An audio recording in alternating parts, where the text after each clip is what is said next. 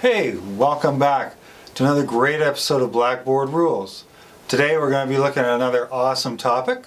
So, time to buckle up and hit the gas.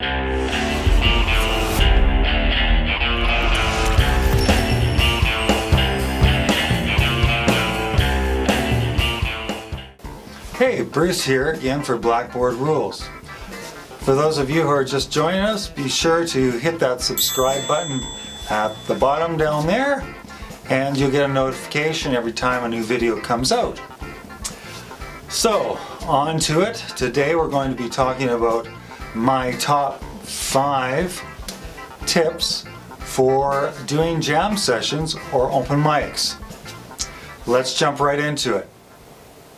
As a working or soon-to-be working musician, it's a really good idea to get out and to participate in jam sessions or open mic nights.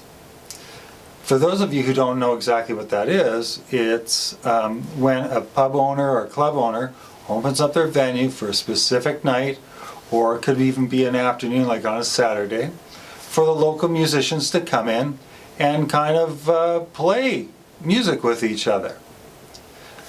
So in today's video we're going to be talking about some helpful hints for you to do that, and to do it with some confidence and be constructive and efficient as you do it. Numero uno, or number 1.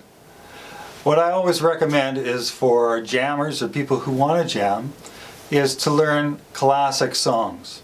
Songs that are common denominators. Songs that everyone else knows.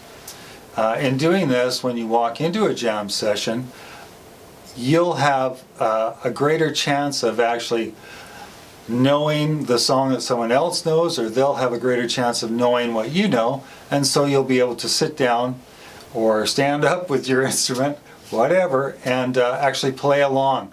You'll know the common chord progressions, the common stops and starts, and it just makes it a lot easier for people to kind of get warmed up. Some of the groups that I would recommend that you learn are things like the Beatles, the Rolling Stones, maybe a Led Zeppelin tune. It doesn't even have to be older stuff like a classic rock song. It can be even more popular stuff, but stuff that a lot of people have heard on the radio or on the internet, and so they know how it goes. And it just makes the jam session go a lot easier. Number 2, be sure and bring some gear along with you. If you're a guitar player or a bass player or maybe even a horn player, it's a good idea to bring your guitar or bass or horn with you. Most of the time at jams, there's a drum set already there, and there might even be a keyboard already there and set up. So drummers, bring some sticks. Keyboard players, bring your fingers. We want to get, with jams, they want to get things up and going quite quickly. So I would leave any big gear at home. I've kind of combined point 3 and 4 together. In my experience, a musician, a good one, can usually sound half decent on any instrument.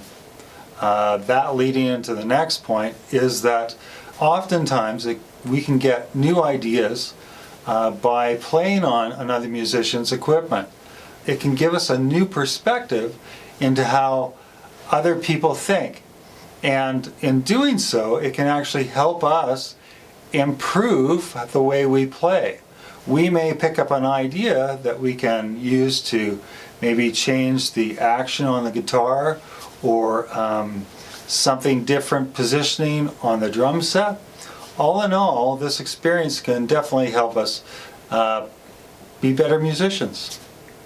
And finally, point 5. As I've talked about in a lot of my other videos, a really important thing for musicians to do is to get out there and network, to get out there and meet people.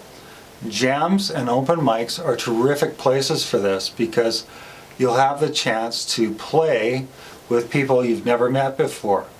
And that in itself is awesome, because that can open up opportunities for new work for you.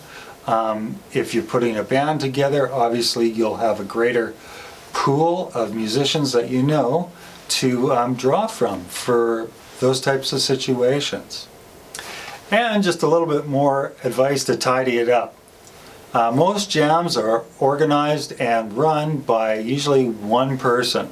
Oftentimes there's a band there, a house band, that may be running the jam. So before you just run up and jump on somebody's instrument or jump on stage and start singing, you may want to find out who that person is and let them know, introduce yourself, and let them know that you want to get up and jam.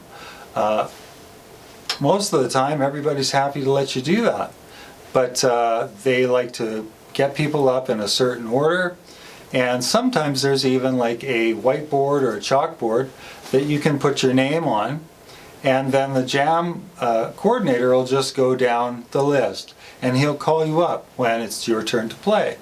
Anyways, thanks for joining me on the video again today.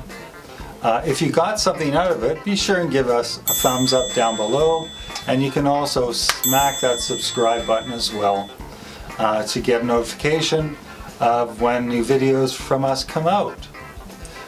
If you have any other tips that I haven't mentioned today, be sure and put those down in the comments. Any kind of questions as well, they can go down in the comments too, and we'll try and get back to you as soon as we can. Once again, I'm Bruce for Blackboard Rules, and we'll see you in the next video.